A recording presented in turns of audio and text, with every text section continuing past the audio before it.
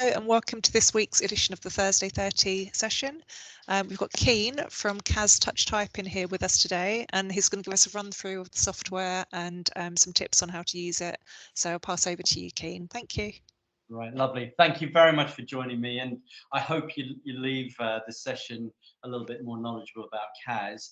And we really do welcome feedback. So, you know, if you think we're missing out on something or we've missed explaining something, please do come back to me, and we'll do whatever we can do to help. So what I'm going to do is I'm going to start off. I'm going to keep it quite short because obviously 30 minutes is more than enough time to get an indication of the software. But what I will do is I will say to you, you know, there's not many of us in the course, so if you do want to interrupt or get further clarification, please just do, or otherwise we can just sort it out at the end. But let me just give you a quick rundown on KAZ. Obviously, I hope you're aware, but we provide touch typing solutions, and we do have the only truly neurodiverse touch typing software available. If hopefully this. Okay, so now the course has been developed with advice and guidance from the Dyslexia Research Trust, and hopefully you will know them as being the ones who created the yellow and the blue filters. So all their research has actually gone into the course, which is over 25, 30 years worth of research, and they actually gave it to us.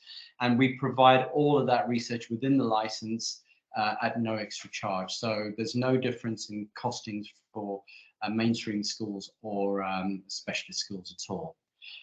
In the last year and a half, we've been working with the Thomas Pocklington Trust because the final piece in our puzzle for a truly neurodiverse course was to make it VI friendly. The course, that aspect is now completed. We're just in the final phases of compatibility testing with JAWS, which is a very well-known software which VI users use.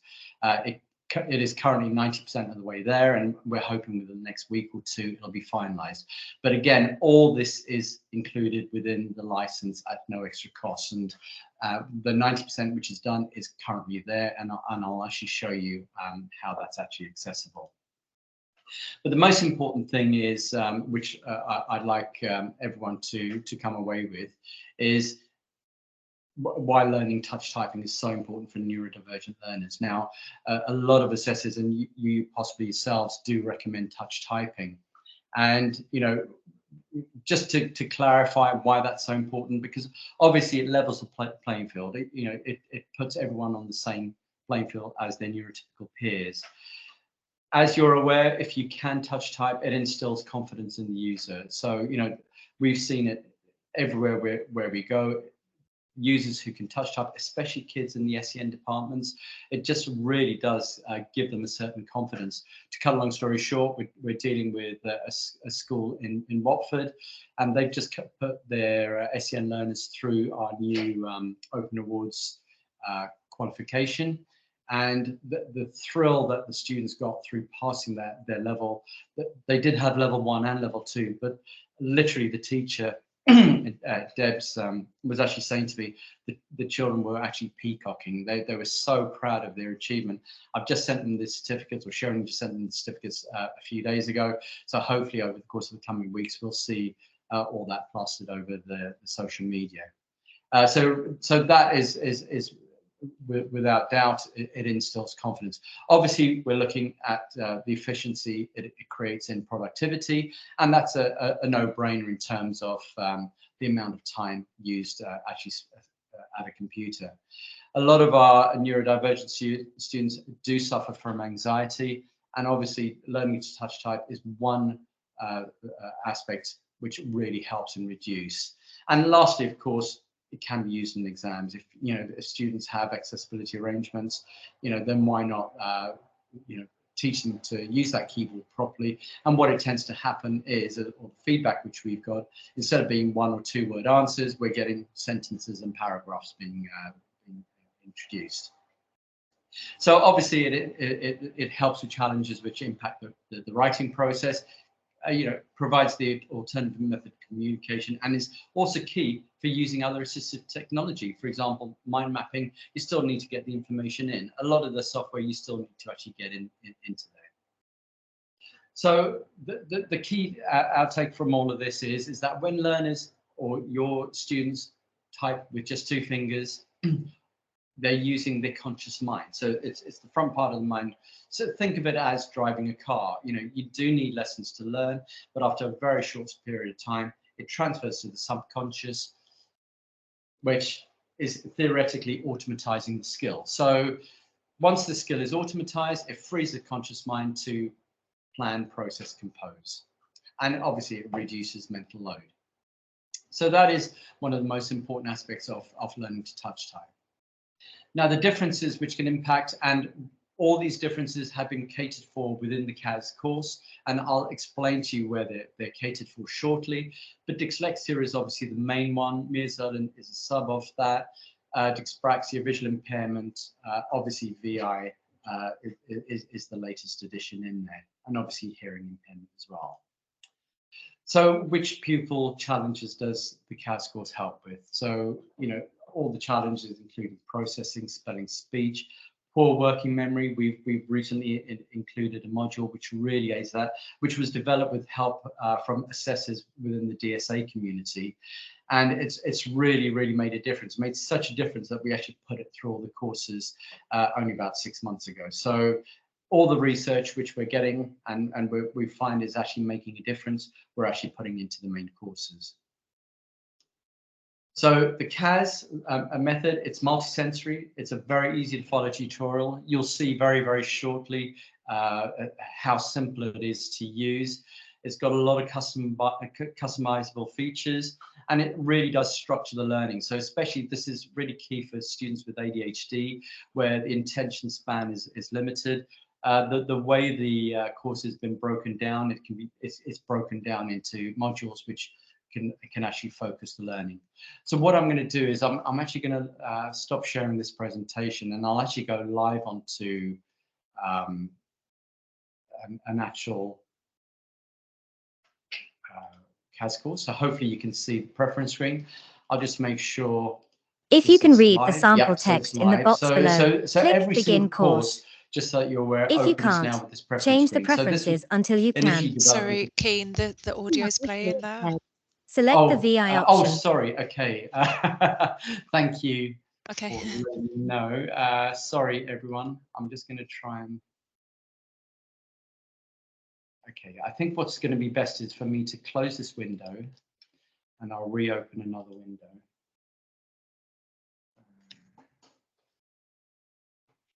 Sorry, bear with me, everyone.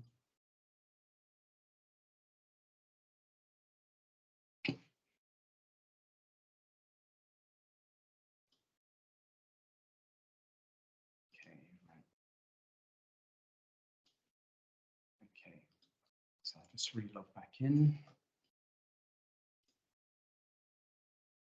Okay, so every course will actually open with this preference screen.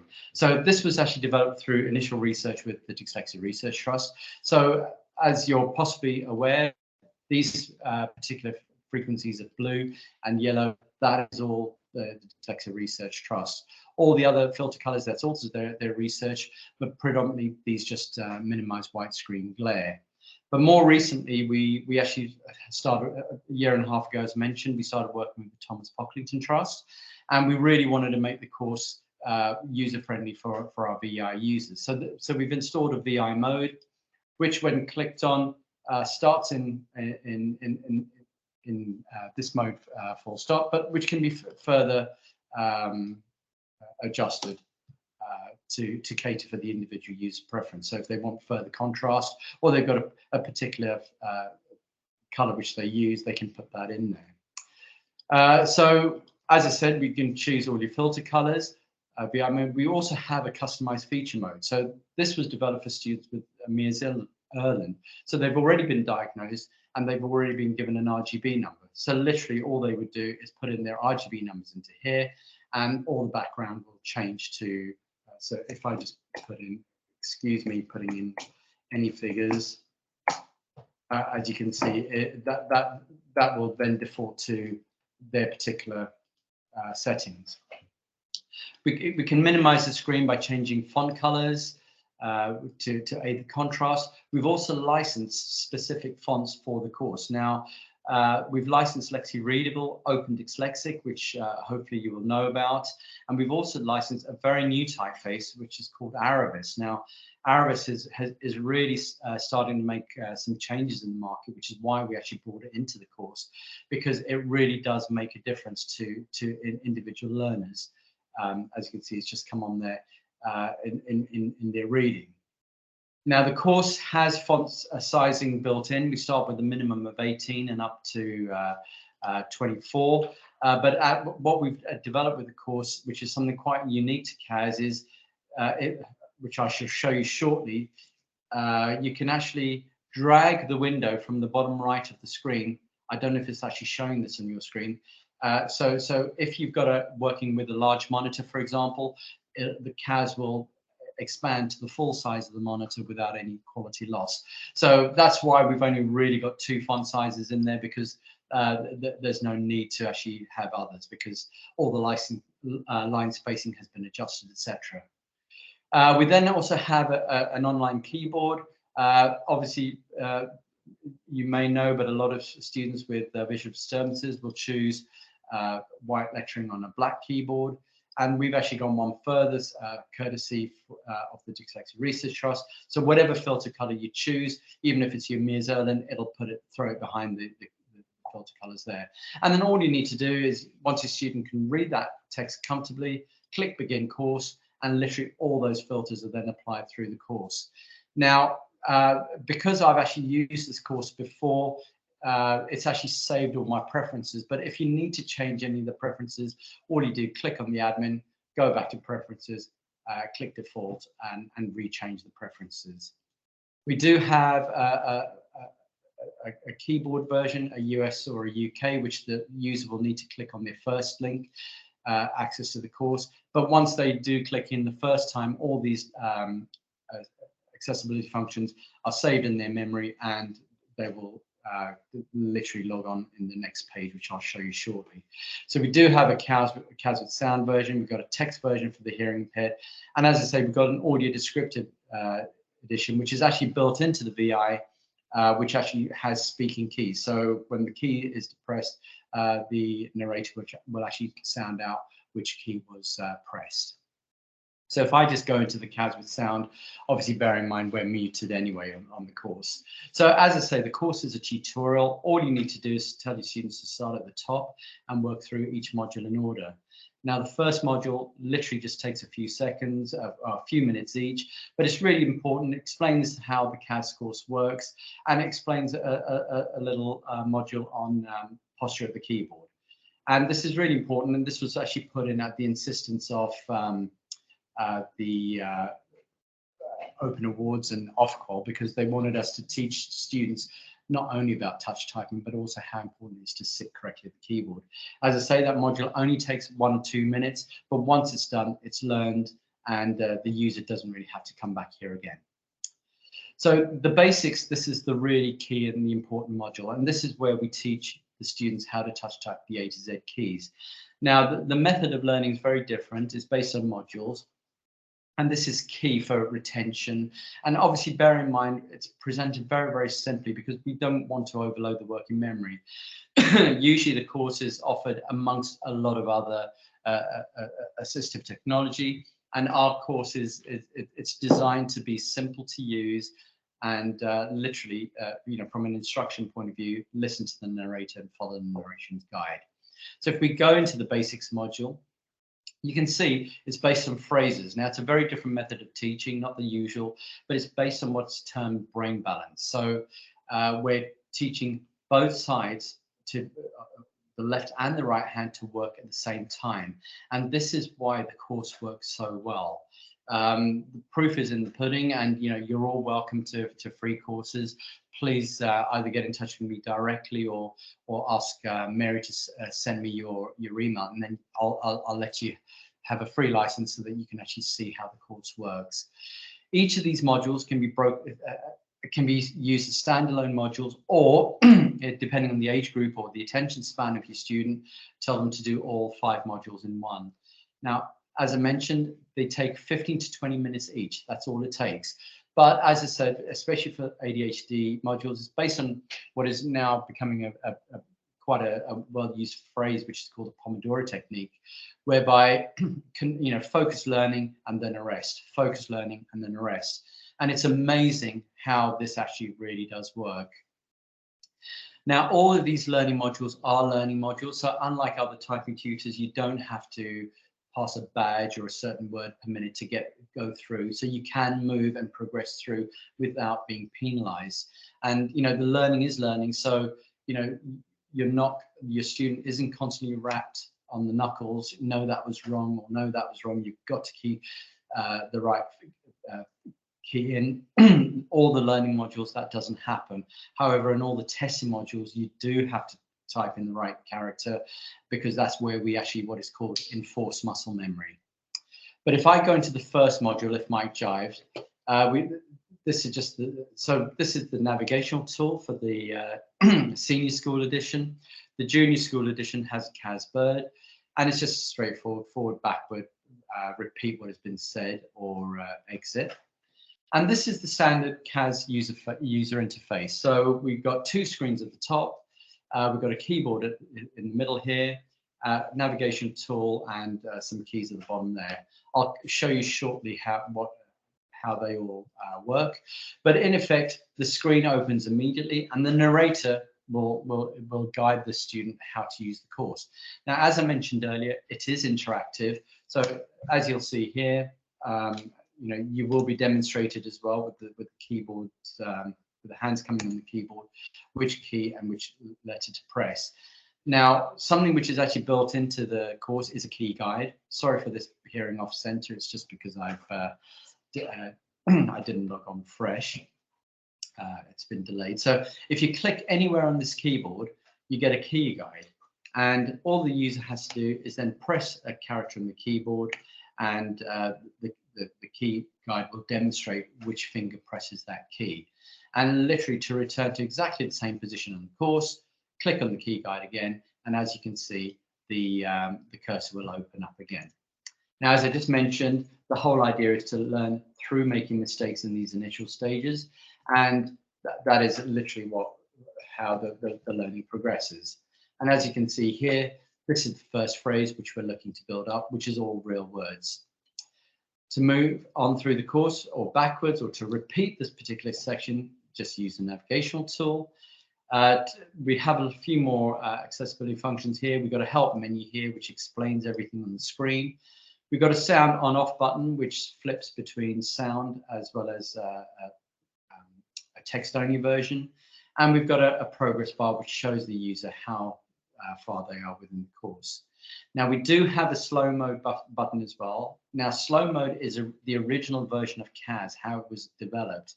And it was developed so that the user would have to listen to the narrator before the typing window would open. However,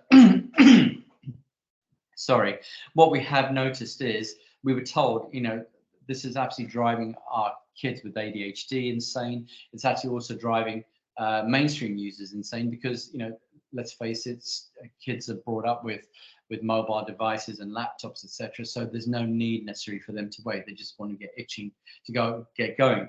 So we've adapted the course so that the screen opens now immediately, and the audio still plays in the background. So that was the best scenario, which everyone absolutely loved. But that facility is there, and we do have some specialist schools, some SEN departments still using this mode. So that's why it's been left in, because it is still being used. And literally, we just build through the course, making up that phrase. And then once that phrase is finished, we then have the opportunity to rest or to progress through. Now, as mentioned, the first phrase literally just deals with the first two fingers and the thumbs. And we start there because we have such good finger dexterity. Everything which we do, we pick up with our first two fingers. And then as we go on to the next phrases, we develop and we add in extra fingers. However, for the big test, what I'm going to do is I will make one or two mistakes here. And just so that you're aware, the computer does actually make a little dink when you've made a mistake. So you are made aware of any so now what you're told is you're given a little highlight of which error keys you're having issues with, and then you've got an issue, you've got an option. You can either go back to that particular phrase, or you can just carry on to the course irrespective. So what I'm going to do is I'm just going to carry on, but just so you're aware, the results section has been very recently updated, and all the results from every single aspect of testing are saved here. So for example, you can see here, I've just done a big test at 351, and these were my error keys, and it tells me how many times I made an error on the K. So you can now ascertain as an individual whether you want to go and practice that particular phrase again or not. And from a teacher's perspective, all this data is in your admin panel, so you've got access to all the information where students are actually making any mistakes. Briefly, what we did was we adapted the course to cater for short memory, and this is where the challenge modules come in, and this has proven so successful, not only for short memory users, but also for mainstream, that we've actually now brought it into the main course, and we're getting fantastic reviews from teachers alike. And in effect, what we do is we've actually licensed text-to-speech software for the course. So challenge 1 focuses on just the first 2 phrases, and we've got a data bank of vocabulary of 500 plus words in there, and the student will actually see the word, they'll hear the word, and then they'll type the word 3 times. Now, this has been developed to work against the clock. It's a very achievable, it's been designed for SEN students, so that it's within their time frame. But the clock is there because it's actually there to gently ease them into the thought of working slightly quicker and building automaticity. If, however, your student feels uncomfortable working against the clock, we've still got the original Just Do It module there, which is what they should work on to progress through, which is there's no timer involved at all. As I mentioned with the challenge modules, so challenge 1 focuses on the first 2 phrases, 2 the third and fourth, and 3 the final extra quiz phrase. And for schools and teachers, what we've done is we've introduced a 4th module where teachers can actually add in their own vocabulary. So if you've got particular words which students are having difficulty, or if you've got spellings of the week, etc., all you have to do is add them into the portal. Our API will kick in. We'll do which will do the text-to-speech translation, and that will be available immediately for all your students. So that is something which has really been specific and shown to prove a major difference for our users. And the rest simply focuses on the punctuation keys and the number keys. And then the speed builder is where we develop speed and accuracy. And it's been, we do have a test in there, which is new, so you can gauge your students' real typing speed. And then there's practice tests for the students, which is solely designed to improve their accuracy and word per minute. And as mentioned, all the results are saved in their results section. So if they've done a number of progress tests, you'll see it all here: the speed, their accuracy, and the error keys. So obviously it's just really a question of practice, and it's a question of building the automaticity, but it really is quite simple, very, very informative, and you can see we give you nice graphs, etc., to show you and the user how it's doing. And obviously everything here is available for teachers in the admin panel. So in effect, that is the KAZ course. What I'm going to do is I'm going to now just come back to the Teams meeting. I'm going to hopefully stop sharing. Can everyone see me again and hear me again? Yep. Okay, fantastic. So what I'm going to do is just one last screen remaining, and then I'll just throw it out to any questions. So basically, we were selected last August, September, after working with the Thomas Pocklington Trust, to actually produce an off-call qualification. So we do have the only off-call registered typing qualifications available, and we got them available in 2 levels, level 1 and level 2. Level 1 we did specifically for SEN students, where the actual typing test pass mark is actually 25 words per minute, but level 2 has been confirmed at 35 words per minute, and the whole idea is for achievement. We want SEN students to achieve, and we fought tooth and nail with Open Awards and with Ofqual, and we won. They did say they'll review it after next year, but for the moment, it's very much an 80% pass mark on the. Well, it's actually overall it's a 50% pass mark. So excuse these figures being wrong. Obviously, we take student safety very, very seriously. We're completely safeguarded in terms of we're registered with ico.org.uk, abide by all the rules. Our courses contain no solicitation. We do not email students ever, and all our student data is protected and never shared. And we have our privacy data policy on our website to see for everyone. And all our courses are secure, protected by the SSL certificate. And there are actually no issues on site security. And obviously, have a look on our website. I'll pull that off, but we do have pricing. The course starts at literally just £24.95 for an individual license. But basically, that is the KAZ course. I hope that's given you a quick overview. And really, it just throw back to everyone else now. So if there's anyone who feels, there are any questions or any, unsure, I will send Mary that presentation. So if anyone would like that, please just reach out. If there's anyone who needs any further information, again, please reach out to me and just let me know. But I'll stop talking for the moment and over to you guys. That's wonderful. Thank you, Keene. There's a lot to the package, isn't there, actually? There's a lot of different layers to it. I mean, there's a huge amount of research. I mean, just so that you're aware, the research was done it was created by the same people who created over 55 NVQ level 1, level 2, and level 3 courses. So that's who created it. So there's a huge amount of intelligence beyond my level, which has gone into it. So, but it's been designed to be presented very, very simply. Yeah. Maureen, you've got your hand up. Do you want to just unmute and ask your question? Yeah, please. Thanks. Hi, that was really interesting. Thank you for that. I just wanted to ask about the level 2 course, the Open Awards. Do you know if it carries P8 points? Well, it definitely carries credits because I think the level 2 is worth 6 credits, and for sure it adds to every student's education record. I mean, definitely, yeah.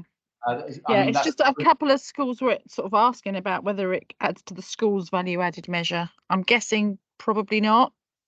I'll be totally honest with you. It's something, Maureen, which I can take up with Open Awards and Ofqual. I mean, Parmeters and Moonhall, and got Running Deer. We've got several schools who have used it or are going through it at the moment, and they're just overly happy at the fact that the student's going to get a qualification. Oh, exactly. To be honest, I don't think it really matters ultimately, as long as the students achieve something from it. But I know it's one of the ways that. But Maureen, you're sell it to schools. Yeah, you're 100% right. We want to make sure that we can do everything which we can to make it an easy win for not only for you as a teacher, but for your students as well. But for sure. Yes, it goes on the education record. It's definitely worth 6 credits against. I believe that's against the UCAS points. So, but I don't know where we can find out more information for you, Maureen, or if you have anyone you can contact. Yeah, I'll try and have a little look actually and see if I can find it. I've actually got another little question, if that's all right. Of course it is. No. You were saying about the individual modules usually taking between 15 to 20 minutes. And I think with quite a few of the students that I've worked with, especially the ones that have quite severe dyslexia and autism, they're talking about more than sort of 20 to 25 minutes plus. And I just wanted to ask, if you leave it after 10 minutes and then go back to it later on, does it take you back from where they've left off, or do you have to go back to the beginning of that module? Okay, now if they leave it after like 5 or 10 minutes, there's no problem. If they leave it for 20 minutes to half an hour, then obviously the browser needs refreshing, and it will log them out in effect. Yeah. Okay, but what we do is the whole course is bookmarked. So, you know, if they're in a particular module in the basics, it will bookmark them to where they were. For example, if they a quiz, it'll tell them there. But what we do is, the reason we don't bookmark within the section of, for example, if Mike jived is because we want them to get back to the finger movement of getting those fingers moving. Now, bear in mind, once they've been, it's like 15 to 20 minutes, that's as a general rule. I appreciate exactly what you're saying, Maureen, regarding some of the severe students, you know, probably taking a little bit more time. But what we've actually found is students with ADHD, for example, or on the autistic spectrum, they're flying through the course. I mean, we got students with ASD who, one student won the typing tournament 2 years ago. He was 12 years old and he was typing at 85 words per minute. He absolutely stormed through it. Now, obviously, you know, the course is designed to suit your learning style. So, you know, the whole idea of the visual screen is to make sure you can read and you can understand what's being said to you. So from a point of view of bookmarking within a section, no. But the reason for that is specifically it takes a very, very short space of time to get back to there. Obviously, you can fast forward through that section anyway. But really what the whole idea, the way the course is designed is, you know, if you've done If Mike Jive, it should be very, very quick for you to get through to the latter stages, just going through it, because it's just a little bit of getting that muscle memory blended in and, you know, getting that used back in. Fabulous. Thank you. I hope I've answered that. No, you have. That's brilliant. Thank you. Thank you. Linda, I can see your hand is up as well. Yes, hi there. You mentioned using JAWS with this typing software. We've got a lot of students now that we're sort of going away a little bit more from JAWS, and we're using NVDA. So I just wondered whether you had used it with that to see how it reacts. Yeah, well, to be totally honest with you, I mean, you know, what you would have seen had you logged in earlier was when I logged into the KAZ program, I took it off mute, obviously, but it actually shows the captions editing. So it's currently already built in there, and that's with Chrome. Now, the developers have checked it with Microsoft and most other screen readers it already works with. But what we're doing is, the reason we have to make it compatible with JAWS is because obviously we're trying to produce a product which is going to be a worldwide thing, and JAWS, although it's extraordinarily expensive and not that easily attainable for a majority of people, it really is almost the standard for which, you know, it's the benchmark to play for all the others. So, Linda, all I can say is it's been tested against other screen readers and it works fine. Okay. But we're 80–90% of the way there. Within the next 2 weeks, we'll be 100% of the way there, which is then when we can deliver all the download files, because a lot of schools and students who use the course don't have internet or or don't have access to the internet. So that's why we actually deliver download files at all, as well as. So yes, the answer is it already does work with other screen readers, and I completely hear where you're coming from, and that's why but you know, we do have to ensure that the JAWS being the benchmark, it works perfectly with first. Okay, thank you. No problem at all. Brilliant, thank you. Unless anyone else has another question, I think we might be coming to an end then. No, but seriously, if anyone has any more concerns, or if you'd like a free license, Maureen, Linda, Mary, David, and all you got to do is just ask. Mary, you know, either email me directly. It's either via the website. Email is Keene, K-E-E-N-E, @kaz-type.com, and I'd be more than happy to give you a license. You know, if you can't type, or if you've got colleagues who can't type, please just ask for a free license. It's really important, because the KAZ course, it really is simple to use, and it's amazing how many people learn in such a short space of time. It's a fantastic method. It's different to what is normal in the system. You know, we focus on the learning. It's delivered in very light-hearted way, so that, as you can notice, there's no gaming involved. But that's a real positive, because now with the challenge modules, what it does is it engages students to develop that muscle, and they don't realize they're developing it. And within, literally within a week, we got students going from that to this, albeit slowly, but even slowly, they're typing faster than they could ever type with 2 fingers. Okay. Amazing, thank you. No problem at all. No problem. Thank you very much for being here. Lovely. Thank Thank you you. very much. Hope everyone has a nice evening. Thank you. And you. Bye-bye. Bye. Bye. Bye. Thank Bye-bye. you. Bye-bye.